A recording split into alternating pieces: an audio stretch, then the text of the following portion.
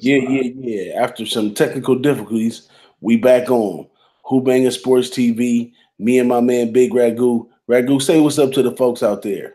How we doing, peeps? Good to be back. Always a pleasure to see everybody. That's what's up, man. I'm working through the technical difficulties here, so I'm not quite able to have the 2 laps going. So what I'm gonna do is I'm gonna have my chat going. I'm gonna have my chat going on the side on my cell phone. So if you see me look to the side, it's because I'm working the cell phone right now. But yeah, man, good morning to you out here in the West Coast. I know it's what? Oh, it's way in the evening. It's past lunchtime over there. Good afternoon to you. How's it going out there? It's going good. It's about 80-something degrees. Yesterday dropped down to like 50 now, and I'm a little under the weather, so I'm gonna get through it because I love my sport. So ain't nothing gonna hold me down to get this information across to the people who want it. So we're here to rock and roll and give some good information on these games and cash some tickets. That's what I'm talking about. We already got 2 of our favorites in the chat right here. We got Red Girl and my man Wham in the chat right now. Thanks for joining, man. Appreciate y'all checking in with us, man. But it's all good. Anybody else out there watching, thanks for joining. Appreciate you. I'm sure we're gonna have some good context for y'all today.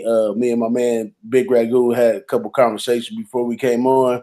And we was going to talk about a few things. One of them we were saying is the time zone difference with the games and how you go about betting the games. Because I'm out here on the West. He's considered out there on the, what is that? East Coast. That's considered the East Coast, the Southern East Coast? Yeah, East Coast. He's out there on the East Coast, 3-hour time difference. So walk us through a little bit, the best you can, Big RAGOO. Walk them through what is a day like to the first games in the morning, because the first games over there come on at what, 1 o'clock? Yeah, 1 o'clock, 10 o'clock your time, 1 o'clock our time. It's got pro and con. I like the 1 o'clock games better than usually the 4 o'clock games. Because number one, you have more games to look at it in the early games. You're usually looking at like 8 games, like 6 to 8 games. We're usually like later in the afternoon on the West Coast time. You got the 3. Usually it's like 3 games. So basically, you have to get up a little earlier. You should have a lot of your capping done, but to finalize your selections or whatever you're going to put together, you want to get up nice and early, have your coffee, have your breakfast, relax, get a paper, read your news online, whatever you like to do.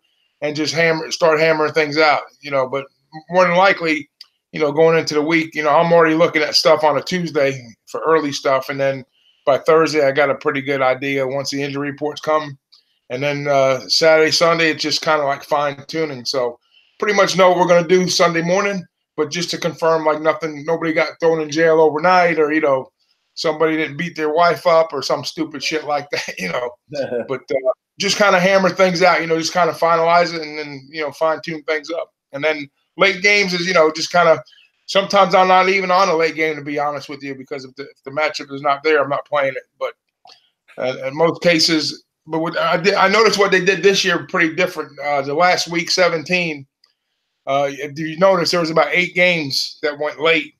And every one of those games, I got to give the NFL credit for doing this, because every one of those games that played late, most of them had playoff implications. So you didn't get a team that was playing at 1 o'clock. And let's say if that team lost and then the team that was playing at 4 would have been out of the series, if they would have, the 1 o'clock game would have won. So they wouldn't lay down, so to speak. So everybody had a competitive edge to play for at 4 o'clock. So that being said, that's what I can see, as a positive about the later games. The NFL always uses it for their advantage, and they use it for time slots for the later games too, the 8 o'clock game. Or your spot would be what, 5 o'clock, the Sunday night game. They flex that game. They always have a flex game they throw in there. Yeah, so I'm gonna walk y'all through kind of like what it's out here on the West Coast. Okay, the Sunday games come on in the morning at 10 a.m. Then you got the next set that comes on at 1 a.m. And then you got the late game that comes on at 5. So if you're in my household on a Sunday, this is how it's gonna go down. I'm gonna wake up around 8 o'clock. I'm going to get up at 8 o'clock. I'm going to get the coffee ready. On a good day, I might run to the donut shop and grab some donuts. Yeah. Or I usually don't cook breakfast because I usually don't cook breakfast. Too much going on. But I might grab a little donut. You know, I had the kids all settled and stuff, and then I'm gonna go. Like you said, finish doing my capping. I might log on SBR, watch something they got going on over there. I might pull out team rankings or something and go a little deeper into some games. But I try not to overcap. You know what I'm saying? Then after that, once the 10 o'clock game starts, I'm gonna have one game on regular TV right there, and then I'm gonna have a quick change the source over to my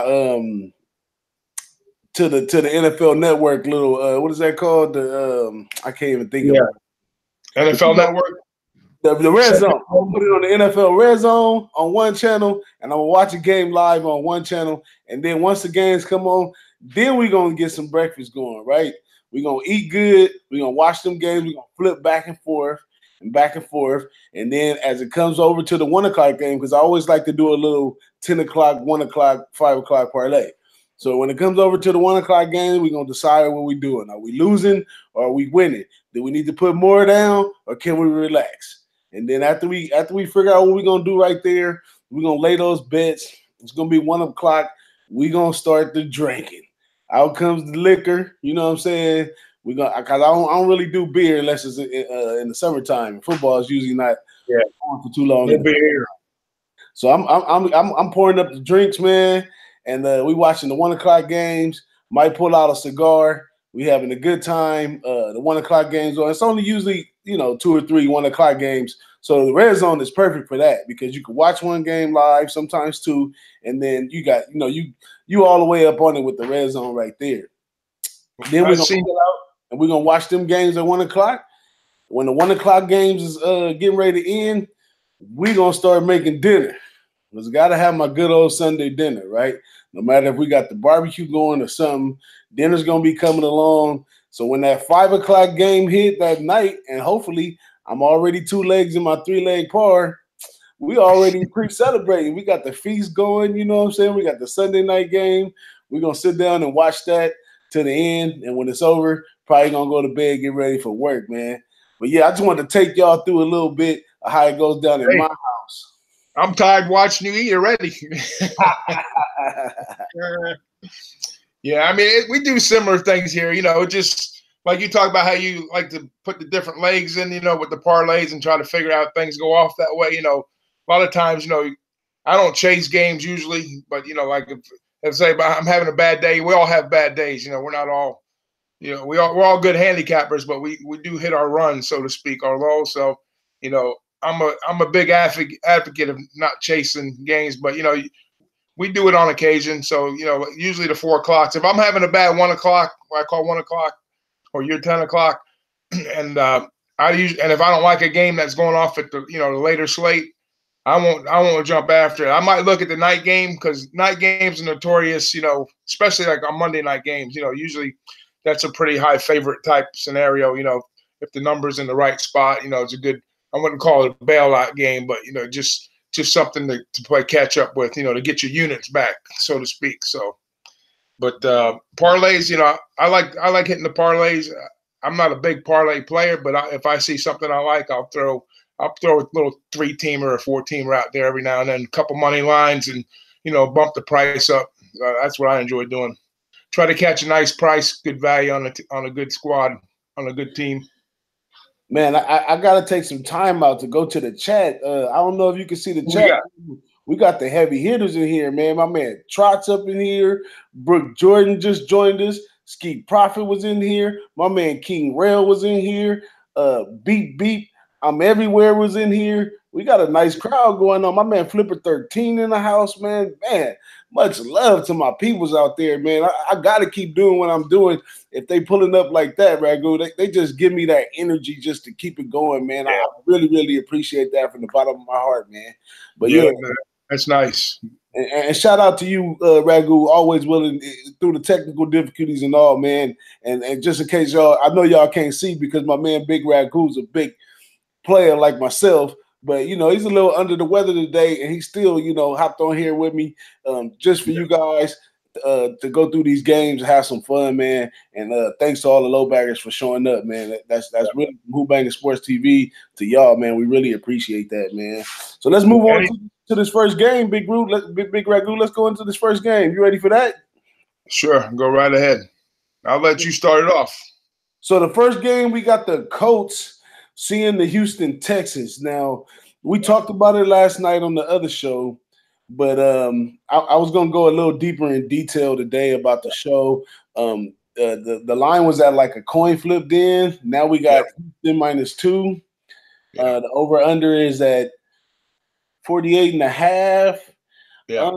I was leaning at the beginning. I'm just gonna talk it through because we're gonna come up with a pick after. I'm sure RAGOO already got his pick, but these games they such a coin toss. I gotta my crazy psycho mind gotta go back and forth. Yeah. So I like Houston for the defense, and the opposition, the Colts, they've been on kind of a roll at the end. I was really off the Colts. As a matter of fact, I had to refrain some words I said in the chat because I was like, Andrew Luck's a bum, man. He's done. And they was like, what? How you say that? So respect to my fam there for keeping me in line. And the man's not a bum. Like he really went on the tear to get to where he is right now. You got to respect that. But I'm torn between the two right there. And it's kind of like a coin flip. I kind of, when it gets like that, I either look at siding with the home team or moving over to the total. So where you at with that, RAGOO? Well, normally, as a pretty good rule of thumb on the wild card games is, and especially with the shorter as these numbers are, usually ride with the home teams in the wild card. They usually have the advantage going in. But this year, for some reason, I'm seeing a lot of different scenarios play out. We got teams that are kind of backing down that were starting out hot. I mean, those teams are still at the top of the heap right now if they're not playing this week. But you got the hot teams that are rolling, for instance, they've been tearing it up. They started 1-5. I think they're only like the second team to hit the playoffs that started 1-5 in like forever. You know what I mean? So, and they're playing good. They got a solid. They're putting together a solid defensive effort. Things are clicking on the offense. Like you said, Luck. Much respect to him. He's battled through his injuries and came back. And the same thing goes for Houston. Houston. The first video I did this year. You want to laugh at something? The first video I did week 1, I put 5 teams out there, and I picked Houston not to beat the Patriots, but to cover the 6 at the Patriots. Well, they lost by 7 in that game, but anyways. And I picked Deshaun Watson. I said, I like Houston to go to Super Bowl, and I like Deshaun Watson to possibly become an MVP candidate. Well, he showed his ass for about the first 3 or 4 weeks. I mean, he didn't play worth the flip. So, I mean, now he's got things together. They had a little – and they didn't have a lot of injuries this year to start off with. They were pretty healthy most of the year, so they don't have any excuses. But now they're really starting to play some solid football. Their schedule is a little soft, but they are playing home, and they're playing a red-hot Colts team. So, if you're asking me who I like in this particular game, I'm going to have to say I'm on the Houston Texans at home. Less than a field goal, even though the Colts are red hot. Watson, he's gonna do his thing with Hopkins, and I think with the fact that Andrew Luck is playing better, and they are a well-coached team. The Colts are. I mean, Frank Reich. If everybody knows Frank Reich, he was the offensive coordinator for the Phillies last year, Philadelphia, the Eagles, and he left there and he became the head coach of the Colts. So he's a great play caller. He's a good scheme master and the unsung heroes for the Colts is their defense. So that's where everybody knows that Houston has a great D, but the matchup is going to be about Houston's D containing Watson. I mean, not Houston, the Colts D trying to slow Watson down, and if they can put a little pressure on Watson and keep him contained, then it might be a real nail biter at the end. So I lean Houston at home. I'm not going to probably get involved with this game a whole lot, but I got a small play on Houston. Oh, that's a good one right there. Y'all heard it first right here. Who-Bangin Sports, the legendary Big RAGOO. He's kind of leaning Houston right here. Got a small little something going on Houston. Not one of his top picks, because if it was one of his top picks, he'll let you know. But that's where we're going right there. But I'm looking into the total, man. I see the total as a side to be more predictable if you kind of look at it a little deeper. Right now, I'm watching the line over here at SBR. Looks like it opened at 47.5, and it's up to 48.5. Now, I don't really care for it with that small movement in the line over the week. I don't really care for going with the public on this one. It looks like it's going up, and I'm gonna go under. I say it's gonna come close to the 48.5, but I think it's gonna fall just a little while under for a couple reasons. One reason, like you said, the unsung heroes on Colts defense is one. Houston defense is obvious. And another one is the wild card playoff factor. It's a more serious game. Coaches have a more solid game plan. I don't see these two teams ever being teams that just going to come out and run the scoreboard up. I mean, Colts had some really low-scoring games this year that they participated in, and I don't see that. So I'm going to side with the 48. All I'm hoping for is 2 long drives in the first half that go down and end up either in a field goal or interception or a fumble. That happens 2 times for me in the first half. I'm under for sure. Right here, DJ Big Boss, under 48.5 in this Indianapolis-Houston game. Yeah, that seems like a pretty decent play because, like you said, with the defense, both teams have pretty solid defenses, and I know you like to preach this sometimes. There's like two negatives make a positive. Like you say, 2 defensive teams you like to play the over. I know you said that in the past, but not today, right? No, because it's the playoffs, and I don't think it's a game plan of a coach to say maybe Indianapolis might say, "Oh, don't come out score Houston," but Houston definitely they don't want to get into trading touchdowns because that's not what they do. They definitely gonna run the ball, establish the run, open up the throw, and all that. The coach will be the only way of busting it by panicking and opening up a little too soon and scoring. And at some point, you got to take a risk. And I'm going against the grain here because the line is going up, and it goes with my other theory. But I'm gonna go ahead and stay under the 48. And just so y'all know, for the new year, I ain't been doing very well, so you might want to go ahead and fade me, but that's up to you. Even a dog, the sun shines on a dog ass someday. That always sticks in the back of my mind. No matter how bad it gets, eventually the sun gonna shine on a dog ass, and he might just bite you. So fade me if you like. I'm taking the under in this game. We got some more games to go. Got time to bounce back. I'm playing all 4 games this weekend, and that's my play for this game. Let's get on over to the next game. Let me give you one note on that game too. Talk about injuries. I think T.Y. Hilton, right? He's the key component for those guys. I know he's kind of banged up a little bit, and that might be, I don't know how productive he's going to be, but he's definitely a go. And then their guard, the left guard, I forget his name, but he's got a bad wheel too. So, I mean, that might slow him down. That might bring some pressure to them, on the outside on that guard position. So you might want to watch that while the game is going on. See if they bring any pressure at Luck on the defensive side. I'm not sure who's how they run the schemes, but I know he's got a bad wheel. The left guard, I think his name is Jay. Let me see. But anyways, go ahead. That's all. I just want to bring that up on the injury. For the shout out to my guys in the chat, man. They real cappers, man, do real things, man. They all over the board right now.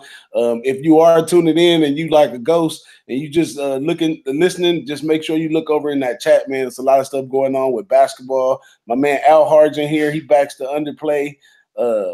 Ski says T.Y. been hurt every week, so that's even more of a reason that I think the under will come through. My man Ski Prophet, man, Ski Prophet, he don't play, man. He goes through the books real good. Like, he's an investigator of this stuff. He picks out all the crannies. And he's sharp. You know what I'm saying? He's a sharp kid. Real sharp guy. Hey, it was the center. It was the center that's got the injury. The Colts center. It's Ryan Kelly's his name. See now he was asking me in the chat too about if the defensive line over at Houston is gonna get to Andrew Luck. And I'm like, man, it's a primetime game. Primetime game. People like J.J. Watt. That's how they get their followers and their likes and all that good stuff is because they do big things in these type of situations right here. So expect Clowney and J.J. to get back there and touch Luck up at least 2-3 times. You might want to check your prop bets and see where it's at. I would probably say I would give them over 3 sacks on a good day, and if they don't, then they're gonna lose. And Well, That could be an ugly day for them, because if they bring the pressure off the ends and they got a bad wheel in the middle, you know, they could be blitzing them linebackers right up the gut. Yeah, it's gonna be a nice under right there, and Houston's probably gonna pull it off because I've been noticing. You know, I follow you with a fine-tooth comb too, Big Ragoo. Sometimes when you're not really feeling the play, but you gotta play, that be the one right there. You be like, I'm kind of just liking this one. Boom, and the game go down, and it be head on. You was right all the way, just how you drew it up. Yes, sir. Yeah, let's go on to that next game, man. Seattle and Dallas. This one, this is how I mess up in NFL, because you know, being a fan for so long since a kid, I'm a Niners fan. You got certain teams you just don't like, and don't got nothing to do with none of the capping or what's going on. So you see it from a different window, and sometimes that can help you, and sometimes that can hurt you. But this Seattle, I can't stand Dallas, and I can't really stand Seattle either. I've learned to respect Seattle, but this is a tough matchup right here. A lot going on in this game. I definitely want to hear from the legendary Big Ragoo where you sit on this game. All right, yeah, this is a story of two tales here on this game. I mean, you got a real experienced playoff team versus a team that's always getting knocked down in the first round. They can't win the first game in the playoffs. And I know it's not the same team, and I know it's not the same quarterback, and I know. But if you're going to put experience versus non-experience, you know, to me, the biggest factor in playoff football, number one, you got to be healthy. Most teams are trying to get healthy this time of the year, and that's a key component. But probably the top two components is number one, the quarterback, you know, a top-tier quarterback, you know, an elite quarterback, and a hell of a coach. And to me, for my money, on the other side of the ball, going into Dallas, I got Pete Carroll and Wilson running the ship over there versus Prescott, which is a nice player. You know, I like him. He's a good athlete, and the head coach for the Cowboys. So in that matchup, I give 2-0 to Seattle. Okay. Now the line showing that the public money or sharp money. I haven't analyzed the dollar in, on the bets, but I'm thinking it's both sides. I think the public is on this side, and I think the sharps are on it also. So I haven't seen any money bounce back on the Cowboys unless something comes in real late. But if you can look at that, that's fine. If not, no big deal. But I know Dallas has a hell of a run defense, and I know that Seattle's got the #1 rushing offense. So that's where the clash is going to happen. So the game is going to take place, right there at the line of scrimmage. If Seattle's able to open up some holes for these running backs, it's going to be a long day for Dallas. But then again, now the difference maker for Dallas, and he's basically their savior, is a kid that came over from the Raiders, right, Cooper? I mean, he's been a godsend for the Cowboys. And, they were blessed when they got him. And, you got Zeke. Zeke is Zeke. I mean, Zeke's a heck of a player. So, that being said, I do like Seattle in this game. I'm going to bet Seattle. I think Seattle's got the better matchups if they get by. But the key to the game for Seattle is they're going to have to establish a run. Then if they don't establish the run, then it might be a little bit of difficulty, because then you're going to put everything back on Wilson's back, and then Wilson, if you notice here, Wilson's not running for life. He's got a great running game, and he's able to make bigger plays downfield on account of that. So, and Dallas, like I say, Dallas is solid on the defense, and they got good balance on offense. But the other thing to remember too with Dallas is their offensive line is not as good as it once was. So they've had some issues on the O-line. So we'll see what kind of pressure that Seattle can bring to the offensive line of Dallas, and maybe run some schemes and blitzes, and that's where Pete Carroll comes in, because Pete's a really good motivator with his guys, and they love playing for him. So I look for this game. Normally if Dallas was a little bit better team than they are, they would be a better favorite in my book. So if you're playing at home in the playoffs and you're at a pick 'em, that tells me the visiting team is the better team. Yeah, that's what's up, man. Quick shout out to the folks in the chat: Al Hard, Red Girl, Brooke Jordan. Brooke Jordan likes Seattle too. Nick Blakely, he's in the house, and Cash Action Bets It's a Cowboy fan, says Garrett sucks, but the boys win this game. I'm gonna go. I'm right with you with Seattle right here. I'm gonna take it from the angle of my one of my main playoff theories. I spoke on it last night. I'll speak on it again, and it's the money factor. It's the NFL bonus money that they get for each playoff game that they win. So the Ravens is the one who brought me my eyes to this back in the day, because they would continue to go deep into the playoffs, and then they would lose. They that one defensive team they had over there with Ray Lewis. They would keep going, and you could tell a defensive team that's rallying around money. That's like fighting for money. They like, we got to stop these guys so we can get paid. And they have that aggressive defense like that. Now, Seattle and Pete Carroll, they've been down this road a lot of times. And I don't think they want to be shortchanged. Pete Carroll, he's going to talk to them guys like, you got this far, you got an opportunity of winning $400,000 just to get to the Super Bowl, and anything in between 50,000 and less in between that 400,000 just to get to the Super Bowl. If I can't get you past that first 50,000, you know what I'm saying? At Pete Carroll, been there before. I don't care if you're a new player, old player.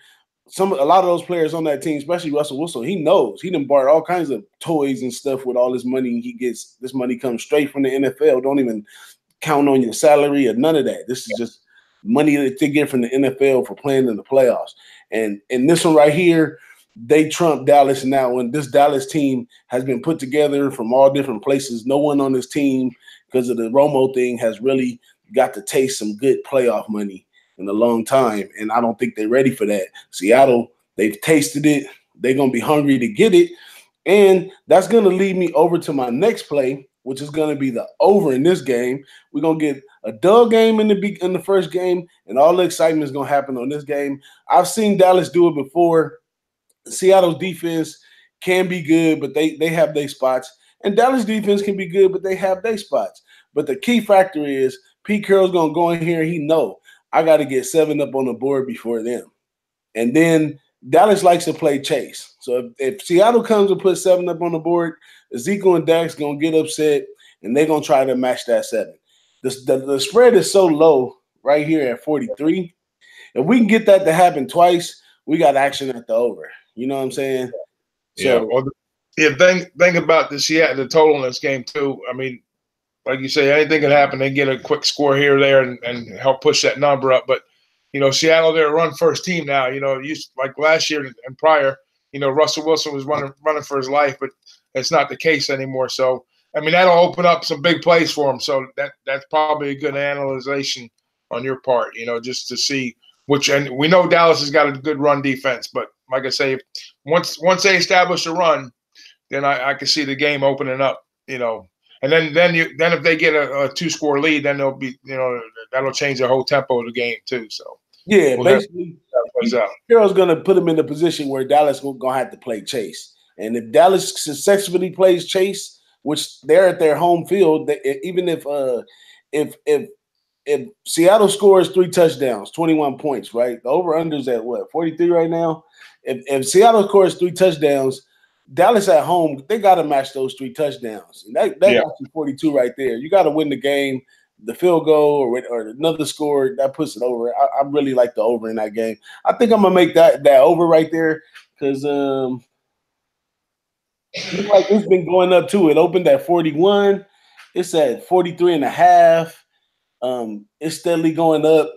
The line size in my favor on that one. So I'm going to go ahead and go over on that one. That might be the play. That might be my best play of the day is the over in this Seattle and Dallas game. And I like this one plus the points and stuff. So that should be a good Saturday. So let's say we get this cash, right? Let's get it. That's what we're here for. And then Sunday morning comes, and we got the Chargers jumping off at 1 o'clock our time, 4 o'clock your time. What are we doing with the Chargers and Ravens game? This is probably one of the biggest games of the year with all the hype behind the Chargers being the sleeper team and Baltimore being the more noble team. They're kind of a sleeper team too. These are 2 really good sleeper teams meeting each other in the wild card playoffs. It's going to be real exciting. Definitely going to have some hot wings and go crack a couple drinks and stuff for this one. But What you think? I know you already capped this one all the way out. Go into the mind of Big RAGOO when he breaks this one down right here. Yeah, well, on this one, I mean, I'm kind of. There's no leaning toward the Chargers. I am on the Chargers all the way. I think they have the best, well-rounded football team in football right now. You know, on both sides of the ball. The only knock on the Chargers, if there's a knock, is they never run play action, but it works for Rivers and the way he sets up with the spread. And we got Gordon coming back. You know, we're healthy. There's no – usually this time of the year, you're looking at the Chargers, you're saying there's got to be a reason for them to lose a football game, whether they do something stupid or it's injuries. But I'm telling you, this year, the Chargers are the team.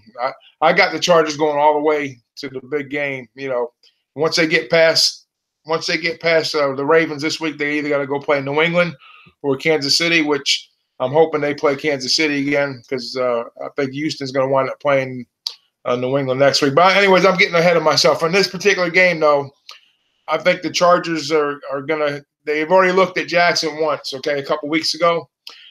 And the fact that they're getting Gordon back, I think they're going to figure out a way to shut Jackson down to take that run away from him. They're going to spy him. Derwin James is going to be all over Jackson this game. Mark my words on this. He's going to be the spy for Jackson. And defensively, we know Ravens are a solid ball club, but I just can't see the rookie. And here we go again. Now Harbaugh's got some playoff experience, obviously, right? But you got probably the most seasoned veteran in the league outside of Brady right now, and Breeze. You probably got but he's probably MVP year for Rivers. Rivers is like playing lights out. So there's probably, for my money, there's not a better quarterback right now in the league than Rivers. So Rivers is running the ship. He's got plenty of weapons. They've already got to look at Jackson. It's time to shut Jackson down and get the W. Well, I gave it out on the show last night of the Chargers. I really like the Chargers in this game too, but my angle is much different than that. I've simply been watching the Chargers real good lately, and I watched the way it's crazy that you said you think Phillip Rivers is the best quarterback. Maybe mentally, maybe knowledge of the game, maybe I would say maybe a little bit his physical build. Not more his athleticism, but his throwing orthodox is so weird. And I've been paying attention to his throwing orthodox. And what I notice about it is it works perfect in cold weather conditions. Because what happens is they run these little drags, they run these little slants. And because, he's not a big downfield thrower like that. But on these slants and these drags, the way that he delivers the ball, his ball placement on where it comes out looking crazy, but where he places the ball, he gives his receiver the only one a chance to get that ball. And in a cold weather situation, it doesn't have a lot of heat on it.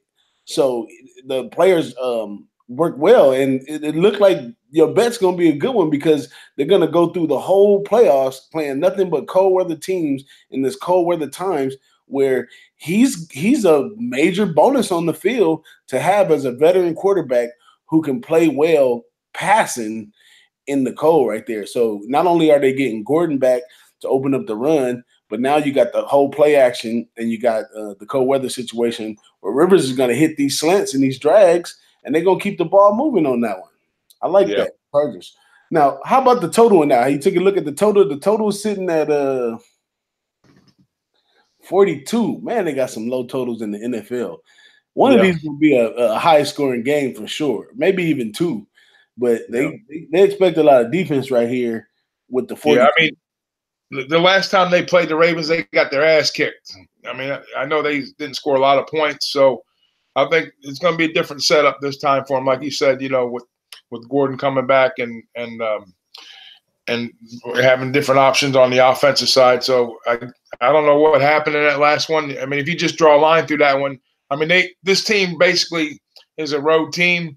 I don't think it's going to hurt them going on the road playing these games. I mean, they're like they won 8 games on the road if you count London, because London's not a home game, but it's an away game. But they won 8 games on the road, and even when they play at home, it's a small stadium. You have more fans from other teams cheering them on than the other teams do. So there's really no advantage to them playing at home.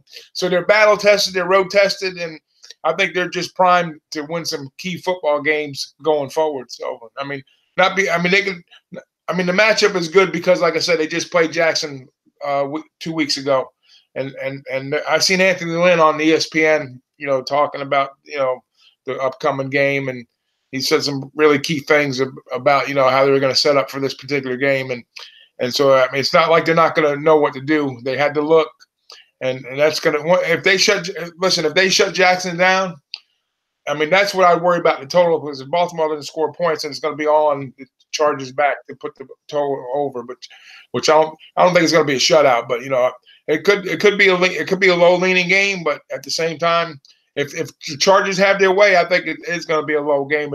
I think if you like the Ravens, you got to go over. If you like the Chargers, you got to go under. That's just my opinion. Yeah, I think I'm gonna stay away from the total on that one altogether because, like you said, any Chargers can score that 42 on their own like a blowout. If they really mad about that first loss and they really get loose on them quick, it can happen. But I'm gonna stay away from that one. But for all my folks out here that's on the Chargers too, you better jump on it now. You can get a +3. +3 in the NFL is nice with a good team because it eliminates the field goal factor. So now you look at a game that kind of looks like it's going to come down to a field goal anyway, and you leaning on the +3 side of that. That's a good spot to be in, and hopefully the game plays its part as they predict it to play out, and then you'll be either for a nice push or you'll be for a nice win. Yeah. So that's about it on the Chargers and Baltimore. We both on the Chargers, off on the total. Now this other game on Sunday, these Wildcard games are hot, man. I like this. I think the first round of the playoffs not going to be as exciting as this, man. Philadelphia and Chicago siege each other in Chicago. Anybody know what the weather is in Chicago right now? Yeah, it's going to be windy. I know that. It's going to be like 30. I think it's going to be like 30, high 30s, and about double digits on the wind. So I don't think the ball is going to be flying around too much as far as – they might be trying to sling the ball around, but it might be some interesting stuff happening on the defensive side of things in that game. We all know about Foles getting banged up a little bit, which they said he's been getting better and better every day. So that's going to be a non-issue as far as the injury goes for the Eagles. And we know about Chicago's defense. Now, Chicago's got some injuries, that they've got some injuries on the defensive side. Even though they're stacked up as they are on defense, they got some guys with some banged up stuff going on the defensive side of the ball. Mack, he's in good shape, but there's a couple key guys. Let me see. I'll look at the list here real quick. While you look at that, I want to bring this point about so this is another like weird theory that I go through when I pick games and stuff. Let's look at the factor of all the young quarterbacks that's going to be playing in the playoffs. You got Jackson over here at Baltimore. You got Trubisky over here at Chicago. You got what's his name over at Kansas City. Who else we got? Young quarterbacks that's going to be in the playoffs. You got Jackson, Trubisky. You got Mahomes. Yeah. That's it? Yeah, I would think so. Yeah. So out of those three right there, Goff got to do the best. Huh? Goff for the Rams. He's a youngster too. Yeah, but he's a second-year player. Trubisky and Mahomes are kind of like first-year players. First-year players, correct. Yeah, those three: Jackson, Mahomes, and Trubisky. So when it comes down to those three, one of them's gonna make it pretty far. One of them's gonna be there as a first-year player. They may not do well or whatever the thing goes at the end, but one of them are gonna be there. And the one I believe in the most out of all of them is Trubisky. Mahomes is really good, but he has a nice coaching staff over there that keeps him, and he makes some nice decisions. I really like his skill set. I like Mahomes in the long run, but I think I see magic with Trubisky. Think about how long the Bears been kind of down and out, and he's able to, crank this team up. Like the team believes in them. They've been put in some situations with their back against the wall. They've been some home dogs, road dogs. They've been a little bit of everything. And Trubisky, he rises to the occasion. And that's not even to mention, like you were just saying about the defense with Mac and all them. Of course, the defense gonna give the offense time to rest up. But Trubisky is a solid quarterback, and I watched him a little bit in college. He has a heart of a lion in him, and I'm gonna go on a whim on this one. And it's it's probably gonna mess up sometimes, but I don't think Philadelphia, everybody, you can't keep running off the smoke from last year. If you think about it, last year, Philadelphia played really hard to win that Super Bowl.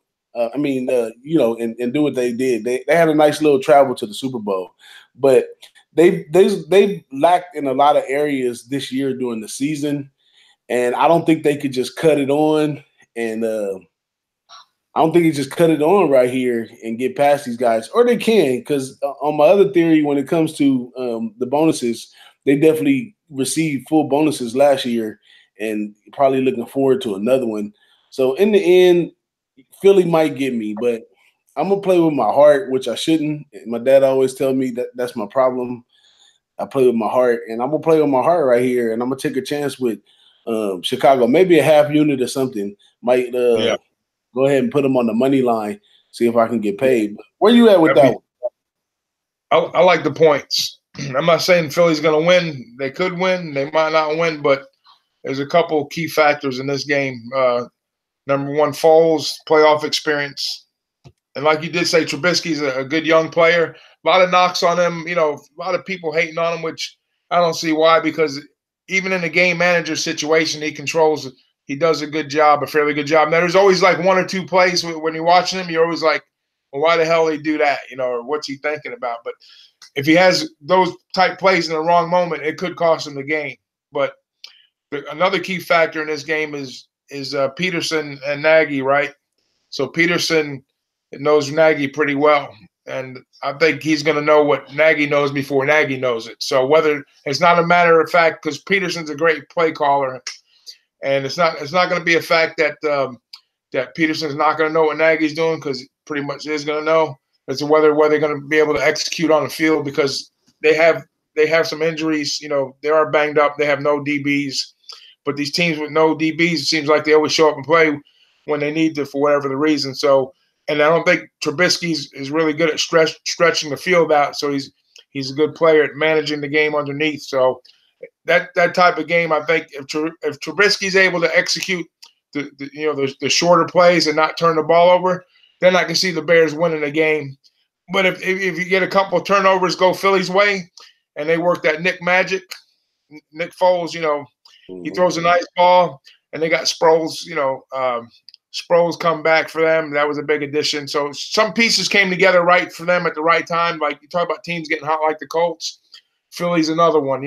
They're still banged up on the defensive side of the ball, but they are, they're a playoff caliber team. They wouldn't be there. They got a heart of a lion, so to speak. So it's a tough task to go in Chicago. That's probably one of the toughest places to play this year. Chicago's had great success at home. So, I can see Chicago definitely winning the game without a doubt.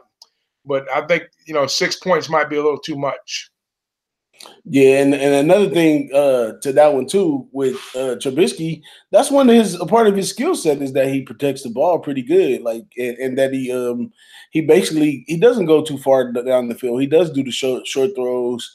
He uses the running game to open up the passing game. So his method of playing kind of suits himself for a good win here too. Like you said, it all depends on the turnovers right here and all that stuff. But Philly offense has been trash at times this year. The defense have had holes at times this year. If they do cut – now mark my word. If Philly comes together right here strong to take it to Chicago, right? If Philly comes strong to take it to Chicago right here, then they're motivated by money. They're definitely motivated by money, and you might see them if you catch them as a dog again, you want to keep taking them as a dog. Yeah. That's where I kind of stand on that. I like Chicago money line. Yeah, I like that too. I like Chicago. I definitely like Chicago better at home than Philly getting the points. But I would take Chicago on the money line. If you want to use it like a nice little parlay, I'll give you a little parlay right now if you want to take it. Take Chicago money line, take Houston -2, and take the Chargers money line. Put together a nice little 3-teamer. That's a free gift from me. Absolutely free. Cash it out. Big homie. Thank you, big homie. I need that. I need that. I've been. I was winning with you all with the. Oh man, thank you for the Alabama first half pick, man, in Vegas, man. It was crazy. So I was sitting there. You know, I like to go to the places where the locals are. So I was at the Palace Station over there, and I just hang around somewhere. Join in the chat or whatever they got going on right there. And I was hanging out with this guy. I couldn't even tell you his name, but we watched like 2 games together right there at the sports book. But yeah, I was telling them about all kinds of stuff. And he had a parlay on Notre Dame. Of course, I was on Notre Dame. It all synced through. So I had to bounce back because I had an over or under pick that it cashed. So I was like, forget it. I got to bounce back. I'm going to take whatever I cashed this. I'm going to drop it on the Alabama. I'm going to follow my man, Big RAGOO, in the first half on Alabama. And, that's going to be it. So then I said, all right, I'm going to go ahead and put that in. Then the show that we had and, Verge Girl, my wife, she was in the chat that day and she watched the whole show with us. So she likes to listen to what we say. And then when we go to Vegas, she'll sneak off and she'll go play something that we might have talked about, but it wasn't one of my main plays. So she goes and drops in a play on Oklahoma, which we had talked about covering the spread, right? Late in the game. Yeah. And then she dropped it parlay to the under, which we also talked about on the show because it was so high at 81. So she hit the parlay on that end.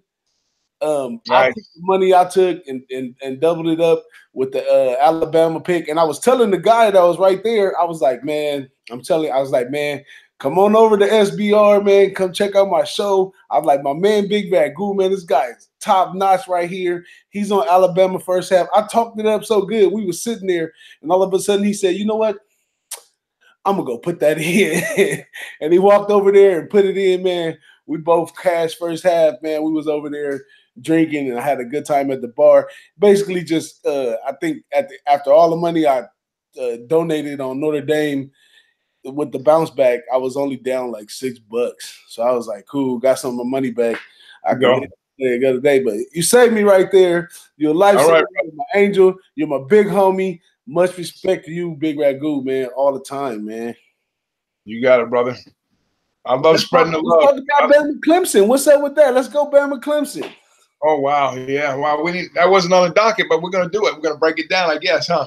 Yeah, let's break it down. I haven't. I'm so sad and sick. I mean, college football is my love. That like since I was a kid, like I just love the competitiveness. Plus I play ball. That's my love, man. And I don't know. Let's talk about this before we go in that.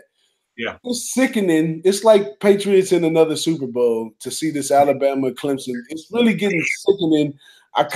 I'm shying away from the playoffs. Like, take it on out, man. Let them, because the bad part about the SEC is 3-4 games for the end of the season. You don't got no business playing Citadel and all these little weak pushover teams that far in the season, man. And other teams in other leagues, they got to fight. I say, go back to the computer polls. If we're gonna, let's not make such a big deal about this playoff thing. It's kind of trying to make college football kind of like NFL, man. But I don't know. I'm against it now because I'm tired of seeing Bama in this game right now. And they earned it. I respect Bama. They earn what they get. But I didn't want to see Bama Clemson again. How about you?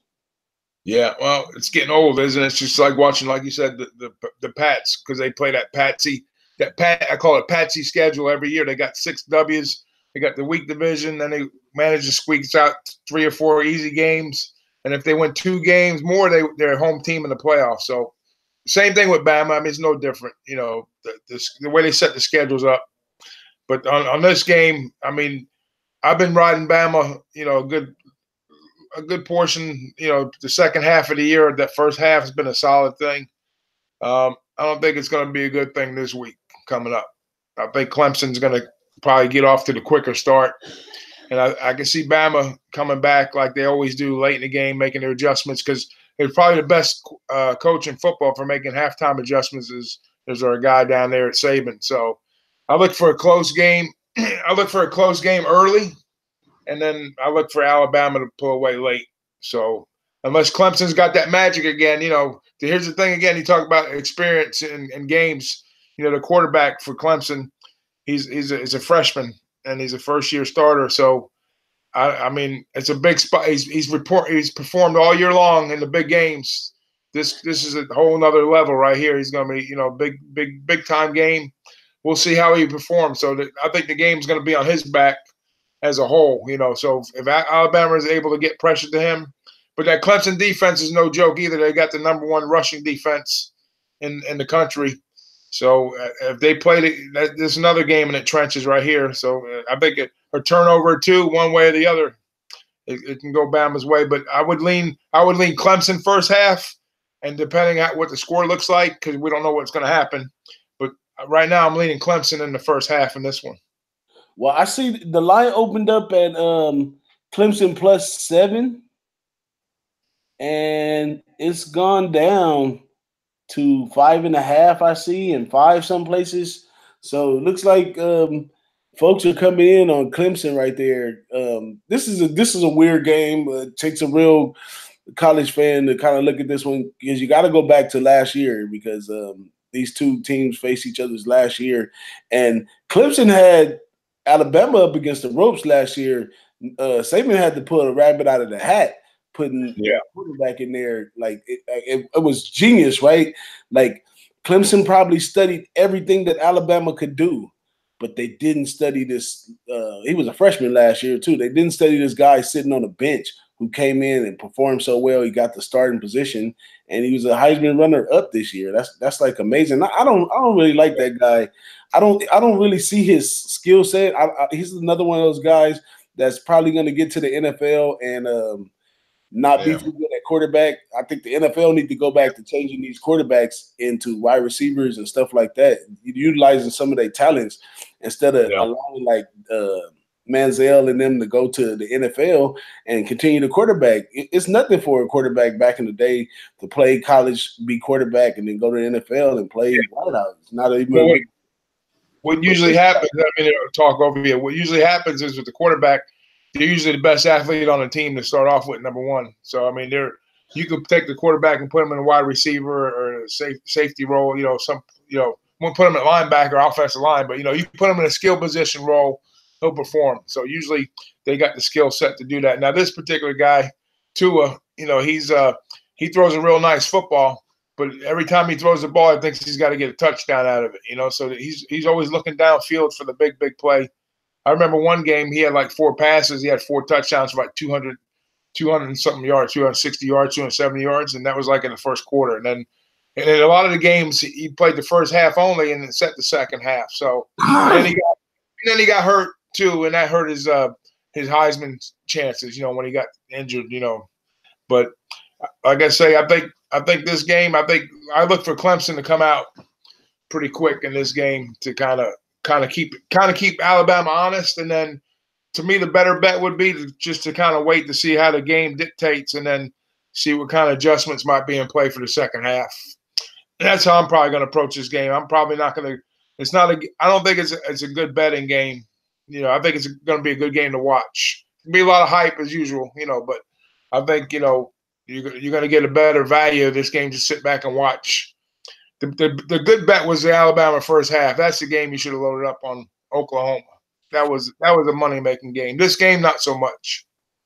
As the hustler I am, you got to give homage to the Alabama first half, and I might just drop a little something on that. Clemson first half, though, that's a I might have to leave it alone, man. Big RAGOO say Clemson first half. I like it. I really like it. Like I want Alabama to lose, because so much cheating involved in the recruiting and in these players and these hair products and all this mysterious stuff that goes on. So, I really, as a Notre Dame fan, I'm waiting for these guys to get caught with their hand, their hand in the cookie jar, because we know something's going on up there at Bama. We know something's going on now at Clemson. Clemson always been a good football team, but never of this caliber. And then you got players here juicing now, and I always talk to I work with a guy who's a big time alumni for UCLA. Been there for a while, so and he travels a lot. He's connected with a lot of he's a frat guy, so he has a lot of colleagues and from different schools and all kinds of stuff. And he used to work in media, so he's real tuned in that. And he always speaks, because he's from UCLA, that when you talk about the education value of these schools, and that's one thing they talked about Notre Dame, like we're going to have to lower the education standards in order to have players that can compete against players in Clemson and Alabama, where kids are going to school to play football, opposed to kids at other schools that's going to school and also playing football, along with that. But some of these, they're not learning nothing. They just go in there. These Alabama players, they don't even last too long in the NFL because of all of the stuff that they go through at Alabama. So I'm definitely against Alabama. And I think in this one, I'm going to do what I should have done in the Notre Dame game. I'm going to take Alabama full game. And if Clemson beats them, hey, I'm happy Alabama finally lost. But if Alabama win, I want to win some money along with them. Shoot. Yeah, that's a good way to look at it. I wouldn't bet Alabama in the first half in this game. If I bet Bama, it'd be a full game. But if I lean a half, I'll lean Clemson in the first half, just for that reason. Because I know Alabama notoriously in the big games, they've always started out a little slower, so they've always changed their game plan in the bigger games to play a closer game. So that's all. I know it's not going to be a lot of points. It's not like they're laying 27 like they usually do, or 17 or 20, whatever the number is. It's going to be probably 3-4 points the first half. I didn't even look at it yet. I'm sure the game is 6, so you figure the first half probably be like, if 3.5 is a big number though, you know what I mean? Like, especially if it goes to 4, then I would lean Clemson, but I'm thinking if Saban gets a lead on them, Saban's gonna hold that lead. Saban's good at staying up. So if Saban ever gets a lead on them, he's gonna keep it. But I think I'm gonna ride with my man Big RAGOO. He led me to the promised land last time. I think I gotta take Clemson that first half, man. Look at it this way. If it's more than a field goal, take Clemson. Now I'm gonna do that too. If it's 4 points, if it's 3.5, 4, I'm taking Clemson. Okay, I'm gonna follow you on that one, man. We're gonna make some money on that nice little Monday and go to work on Tuesday and brag about it or something. I don't know. But yeah, that's what's up, man. Maybe we get a double result. Maybe we can get Clemson in the first half and Alabama full game, make some money. Yeah, that's how we gonna do it right there. It's definitely possible, because we definitely called that one in the Oklahoma game, that it was gonna be Alabama first half for sure, and it was gonna be Oklahoma to cover the spread. So yeah, I like that. I think Alabama can cover the spread if they get up in the second half. They'll definitely beat them down. So yeah, Clemson comes out, plays a nice first half, maybe goes in up 7 or maybe up 3 or something, and then Alabama, Nick Saban runs in the locker room, shoots them up with whatever they shoot them up, feed them some go quick soup, and send them back out on the field with a new game plan. He got to have enough. He knows to be more prepared, because last year he had to pull his last weapon out to beat them. So I think Nick Saban might have like a chip on his shoulder. Nobody knows how his ego is. He's a pretty cocky guy. So maybe he has a chip on his shoulder about them making him have to pull out his tricks out the bag. And this year, maybe he just tries to come and demolish them. But more in the second half, like you said, it's always Alabama will fill you out the first half. They don't even care to fill you out. But that weight, that persistence, if you watch the what they call the yak, yards after catch, with the wide receiver, man, they try to score a touchdown. Like, they love the yak. And then I was watching the ESPN thing on Alabama. They had some of those early in the season about how he takes them out to the lake and let them do all these fun things. And I could see them coaching them to where they want to try to have that little bit extra effort. And they some big guys. Those wide receivers are big guys. And here they are catching the ball out in open space, and they're trying their hardest to get, like a running back is trying to get across the goal line. They're trying to get an extra 10 yards out the catch. So, yeah, I'm going to take Bama in that one, and then I'm gonna take Clemson on the first half, man. I'm rolling with that. Definitely. We've been out here for a while, man. I think we should go on and wrap it up, man. I'm gonna give another shout out. 2011 NBA champ is in the house. Nasty Nate is in the house. We had a whole bunch of people in here today, man. I want to give another thanks for everybody joining us. I want to give another thanks to my man Big RAGOO. We knocked it out again, bro. Yeah, good job. Always a pleasure. Anytime, man. I love being with you. I love being with the chat. So keep that positive energy going. Let's get on some games. Let's make some money, and let's have a prosperous 2019.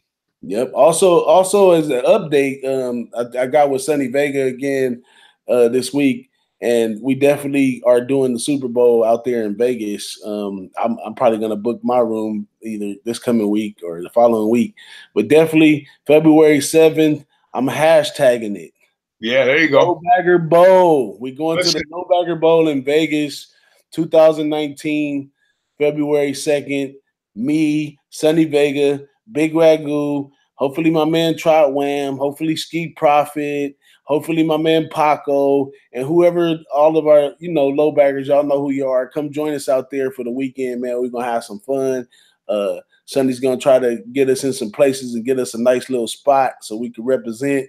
We all low baggers out here, man. We connected. This is going to go 5-10 years from now. We're going to look at this like, man, I known Big RAGOO for 10 years now, man. You know what I'm saying? It sure does. But yeah. Sonny and I, we share the same birthday. He's going to be out there a little bit earlier than I will for the Super Bowl, but we're going to have to tell Pete and Jimmy to come up for one hell of a birthday pick on that Monday, January 28th, brother. Because the super duper birthday pick. Yeah, for two cool cats, that's for sure.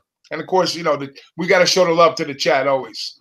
That's what's up, man. So we're going to get up out of here and enjoy our Saturday. Enjoy this game. Make sure you wrote down them picks. If not, come back, listen again. Make sure you hit that subscribe button. Make sure you hit that like button. We trying to do this at least once a week or, couple times a month or whatever, man. I'm trying to get as much content out there. So like my man Big RAGOO, he's always down and ready to go. Give us what we got. We're gonna be moving over into college basketball soon. NBA is gonna be a little more prevalent on the table, and these ponies is coming around the corner too. Don't forget about right up my alley. Right up my alley. Yes, yep. Big RAGOO, he's in pony land out there in Florida. But yeah, we got that, man, and we're going to do some boxing. We got this Broner fight coming up for boxing. We're going to do some boxing and all that good stuff, man. We're going to keep content going. We're going to keep it fun. We're going to keep a nice place for all our low baggers to pull up. We know who you are by name and let you know that we love you, and we're going to keep it going, man. So we out of here. Anything you want to say to the people before we leave, Big RAGOO? No, I just a belated Happy New Year to everybody, and we'll see you at the window cashing some tickets. There it is there. You heard it first right here. Who-Bangin Sports TV, and I'm out. Peace.